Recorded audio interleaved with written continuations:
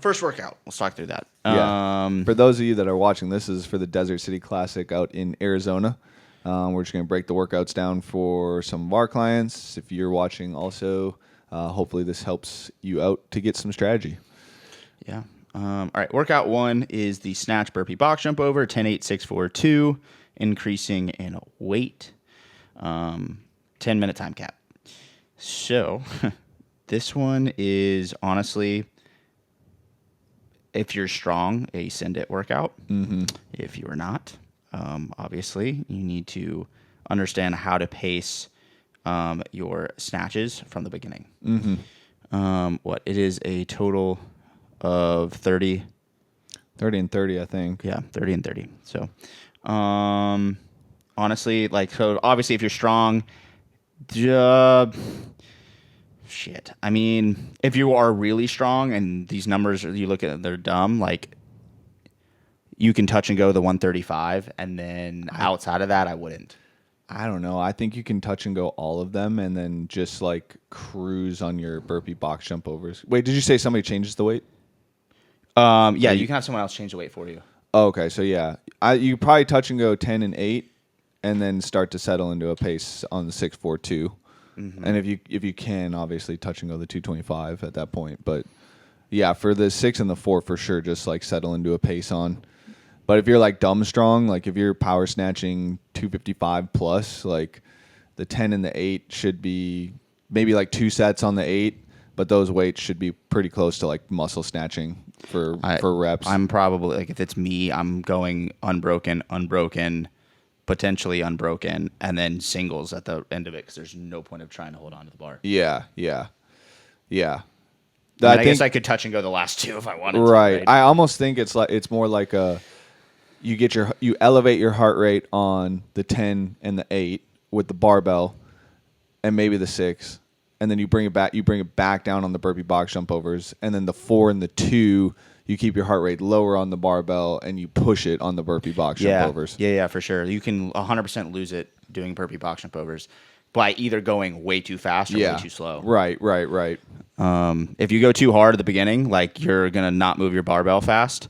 So you need to be steady at the beginning, and then past that, then you pick up your pace there, but you can be slower on your bar. Yeah.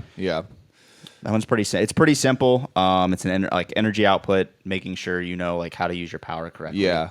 I would say the big focus on this one is just making sure you're coming off your burpee box jumps, knowing that you're good enough to hit your sets that you're trying to hold on your barbell. So whether that's singles, touch and go, 2 sets, whatever, you just want to make sure that you're coming off of your burpee box jumps ready to pick up the barbell.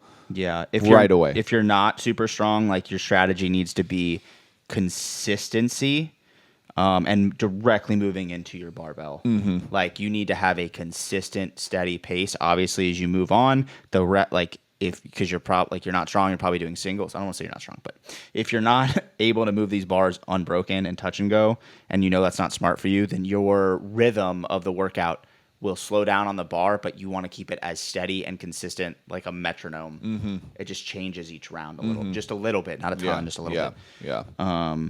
But the burpee box jump overs, overall, if you know that barbell is hard for you, you've just got to keep a steady pace. You can't be slow. Just keep moving. It's not that many reps. Yeah. Yep. I mean, shit, by the time you're done with the 185 bar, you already have 24 snatches in. So. Yeah, you're done. Yeah. You're done.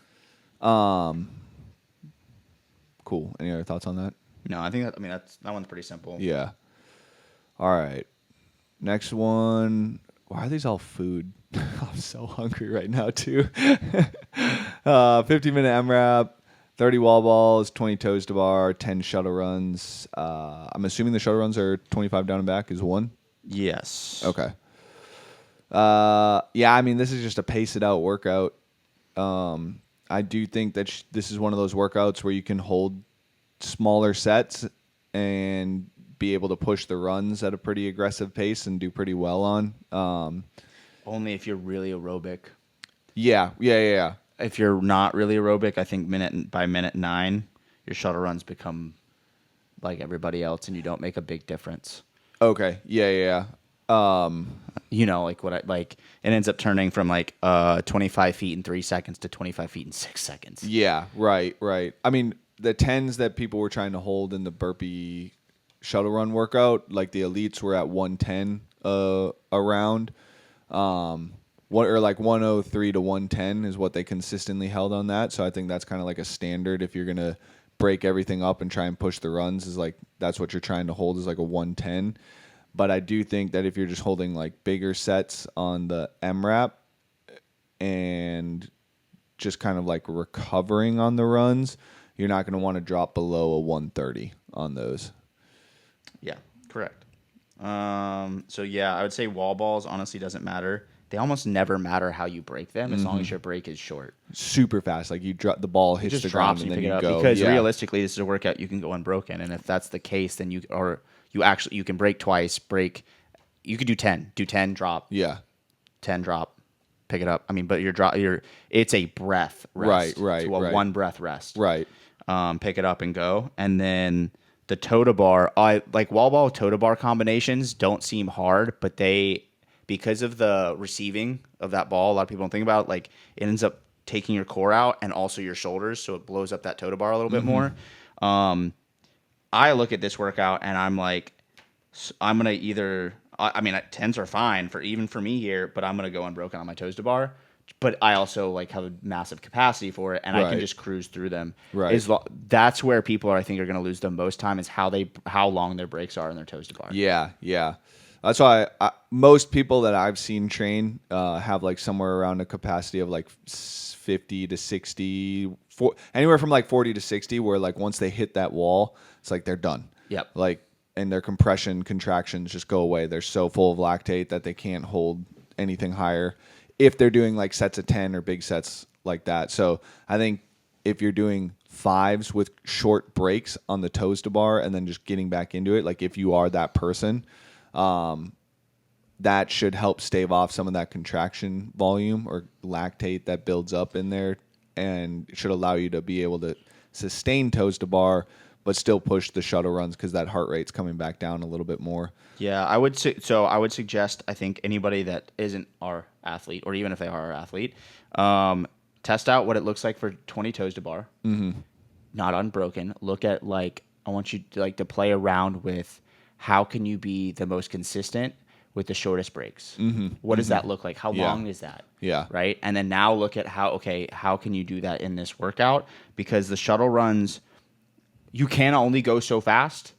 But Right. you can go really slow. Yeah. And if you know those are going to blow you up, and then your next set of toes to bar falls apart, then yeah, this is where you failed on the workout. So you've got to test what you think you can manage to keep doing the sets of 20 toes to bar completely super efficient. Yeah. That's what that is. So if someone's like, well, should I do sets of 5? Can you do sets of 5 with a 2 to 3 second break between sets? Yeah. Okay, what it looks like. What would it look like if you did 10 and 10 or 12 and 8 or whatever? Is it a bigger rest? You're gonna fall apart. All right, then stay with 5s from the beginning. 3 second break the whole workout. Do not let yourself slow down. Yeah. Right, and then you'll be more efficient, and then you can keep that up. Because if you hit that red line in this workout, your toes bar fall apart, you're done. Yeah. If any movement falls apart in this workout, it's kind of game over. So that's what you're pacing for, essentially, is to just be consistent across the board. That's obviously going to look different for everybody. It might be 12-8, like Griff was talking about. Might be 5s on the toes to bar. Might be 5s on the wall balls, honestly, or 10s on the wall balls, something small. You think 5+ rounds is the high That's what I score? was thinking. It was probably 5 rounds, because the wall ball is unbroken, 30 as you slow down. Well, you have transition times in there as well. So 30 is a minute, 20 with transition times, probably normally looking 20 is about 40 to 45 seconds. At worst, 40 seconds. Yeah. And then you have your Unbroken. shuttle runs, right, which you'll slow down to about a minute 10 for speed, right? So Yep. you're looking at, then you have about 10 seconds of transition and comfort zone in there. So I think right around 5, maybe a little bit over. Yeah, I mean, probably- as an elite, that's what you're looking at, because the toes to bar won't take you a full minute. the whole Right, time. right. So that's where you catch that time up. Yeah. But But yeah, so I think a lot of people will be stuck in the four, like right at 4 rounds, I think. Yeah, 4 I think will probably be a good score, and then 4 into the wall balls will probably be a good score, like a really good score for this one. Yep. So, all right, chicken and waffles. Okay, great workout actually. 3 rounds, 10 cleans, 185, 125, 5 wall walks, directly into 5 cleans, 205, 145, 50-foot handstand walk. So we have 45 cleans and then 15 handstand walks and 150 feet of walking. My initial thought was you kind of open up with a set of touch and go each round, like MRAP -1 to 2, and then just rip singles and get back to the wall for the walks. And then the 3 rounds, you could be a little bit more consistent. I don't know if you necessarily need to touch and go those. Obviously, this is dependent on if you're a stronger athlete, again. But 50 feet at this point in time is 25 down and back, should be pretty fast. So you're probably looking at singles at the 205 bar at that point in time just because of fatigue. But I think for those 3 rounds, like just opening up with a decent chunk of touch and go and then just rip some singles from there. Because that heart rate should come back down on the wall walks. Like that's more of a shoulder thing than it is breathing or anything like that if you have good positions. So you should be able to kind of open up with a set of touch and go. Might be decreasing each time. Like you might go like 6, 4, 3 or something like that. But you should be able to rip at least a set off based off of the wall walks. I don't know. What are your thoughts? Yeah, I think honestly, I think the first 3 rounds is harder than the last 3 rounds. Yeah, agreed. Obviously, if you don't have handstand walking like as a good skill, then that's different. Right. But I look at that and I'm like, the last 3 rounds seems like a breeze. It's phenomenal. So yeah, I think this workout's based off of your handstand walking capability. Because if it's garbage because you've taxed yourself too much, well, then you're not going to do well at this workout, right? Unfortunately, this is part of the sport. You need to be good at handstand walking. It's not that many feet. But understanding what your fatigue capability is after doing some doing 15 wall walks and moving a barbell with your arms, if you're doing touch and go, it's time under tension. Yeah. Right. It's a lot of arm time under tension for that. Right. So I do think if you are very confident in handstand walking, then you should be more risky at the beginning on your cleans. The wall walks, don't sit there. Get them done. Yeah, you got to be fast. Rest after it if you need it. Yeah. Do not lay there. 5, try to touch and go your wall walks. Get them out of the way. Get off the wall. Go rest before you pick up your barbell then. The problem is when you rest on the wall, you end up making the next one longer on a rest, the next one longer. Stay under tension, get them done. Yeah. It's only 3 rounds of those, so just make yourself mentally go, I'm going to knock out 5, and I'm moving on. And if you're if you're good at cleans or like the clean weight isn't super challenging for you, but you are kind of like dying out on the wall walks, going singles to the cleans is going to allow you to recover to push the pace on the wall walks again. It'll give you more time between the sets. And really, you should only be dying out on like your last 5 wall walks. Yeah, for sure. And then I would make sure on the cleans, make sure you're using your legs. Make sure that you're like, no, it's not the most optimal in Olympic lifting, but use your hips. Get the bar up off your hips so you're not pulling as much with your arms. But then, last 3 rounds, you're going to go singles on your cleans. And then it comes down to being consistent on your handstand walk. Yeah. Yep. Don't fall. Don't fall. All right. This one's pretty cool. 80, 60 cow row, 100 double unders, upper pole movement, chest bars. 60, 45 cow row, 100 double unders, upper pole movement, bar muscle ups. 40, 30 cow row, 100 double unders, 10 ring muscle ups. I think for this workout, it's managing just your lat and your grip fatigue, honestly, because that is 160 calories of rowing, right? 180 calories of rowing for guys, which is a decent chunk of calories. But again, that's also, it's time under tension on your grip for that whole time, and then it's lats. So probably looking at breaking up those chest bars a little bit more than you want to. Same with the bar muscle ups. You're really kind of pacing this workout to be able to go big sets on those ring muscle ups, whatever that might look like for you. Yeah. I literally look at this workout and I'm like, you win and lose this on your muscle ups. Yeah. That's it. Like everyone, you can obviously send it everywhere and be ahead, but if you get to your bar muscle ups and you do them in sets of 2 Yeah. or whatever, Yeah. you're done. Yeah. If you do them sets of 5 and you rest 1 minute between your sets, you're done. Yeah. Really, the elites are going to be able to go unbroken. Not on the chest to bar, but on the bar muscle ups. That's where it's more important. Breaking there on chest to bar is fine. You can hop right back up. Bar muscle ups, it is notorious. If you rest, you're not doing another set under 20 seconds. Like you will be resting at least 20 seconds. You're always chalking. You're always doing something. It takes way longer than you think. Also, it takes longer to start the rep. So bigger sets on the bar muscle ups if you have the capacity and being consistent. Rely on your hips and elongating that kip the most if you can. Getting one extra rep at the top of that is a little bit more important than like, oh, I'm a little tired. I'm going to stop at 3 instead of 4. Get your 4. If you fail, different story, but don't fail. Yeah. Yeah. Rely on mechanics. Yep. Yep. And then there you can kind of adjust your rowing strategy as well, where you're like doing a little bit more of a lean back and then like a push with the legs. So it's not as traditional of a deadlift pull. It's a little bit more like a push pull rather than a pull. I don't know if that makes sense. Use your legs more in your body mass to move the rower. Yeah. It looks like it's in proper rowing form, but it works well for a row to an upper pull type workout because you're just saving your pull that much more. You're doing the same pull essentially, except body weight versus on a machine. So you're trying to minimize that so your pull lasts longer. And then just when you guys bring the handle into the chest, just relax. Don't actually like rip that thing. Just relax in.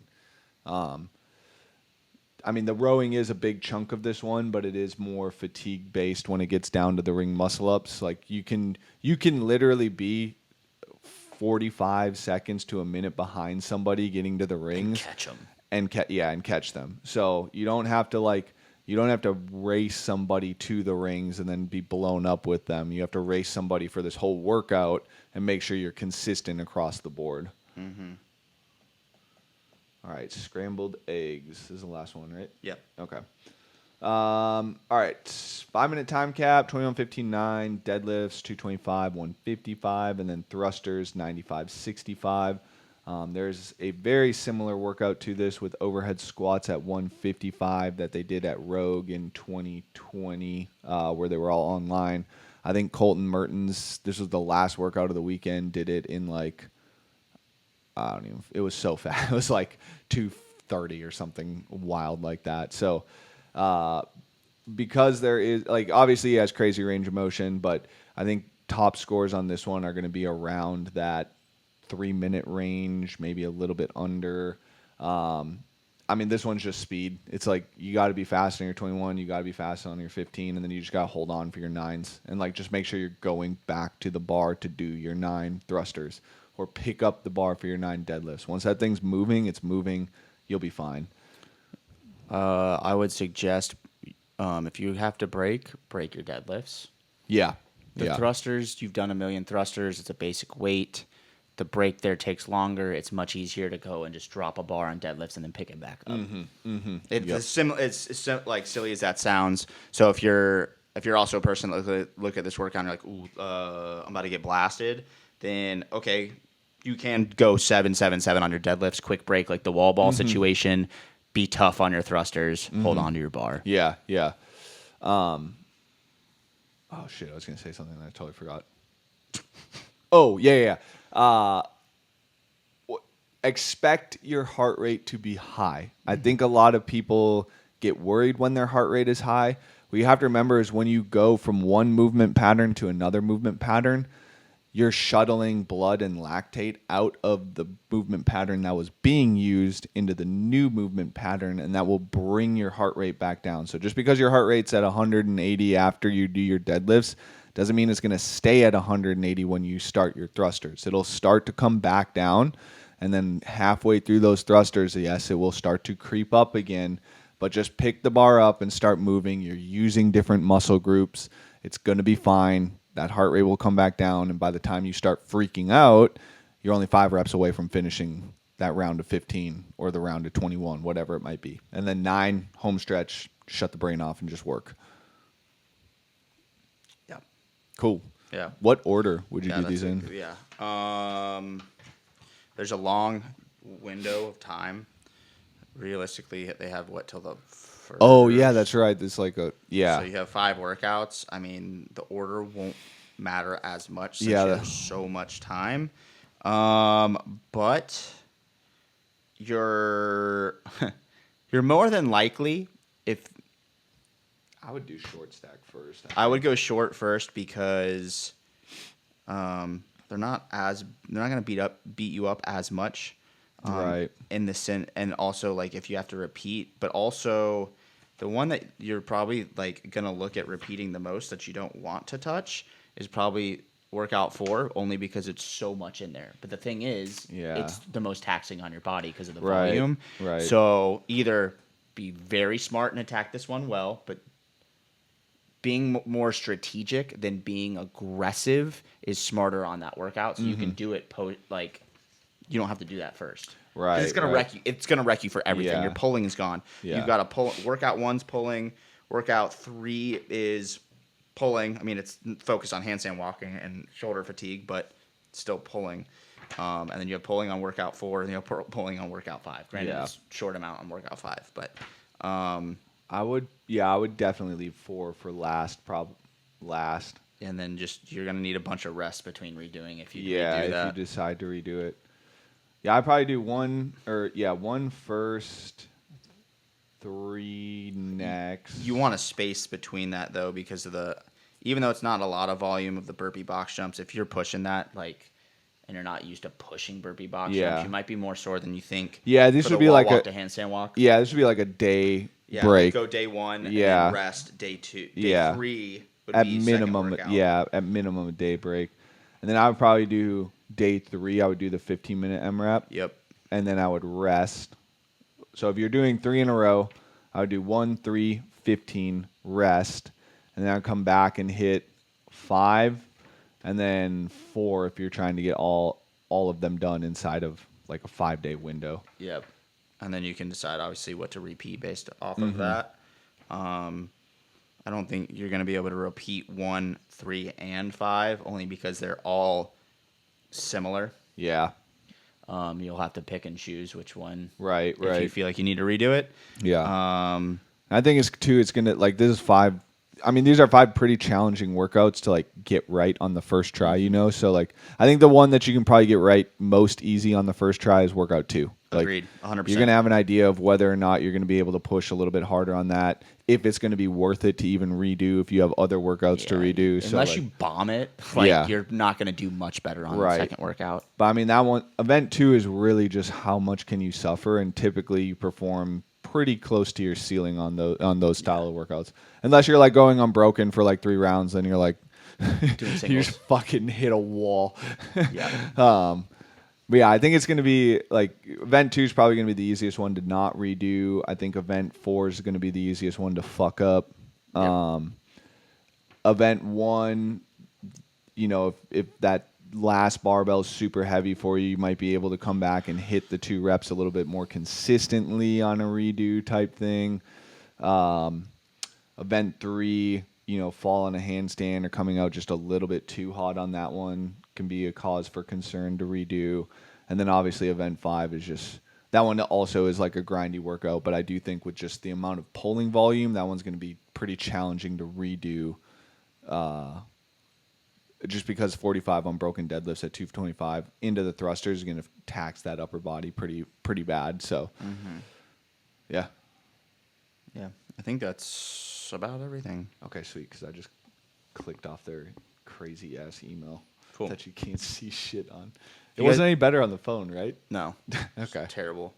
Yeah, they need to do a Sweet. better job. Yeah. All right. If you have questions, reach out to us. Yeah, for sure. Good luck.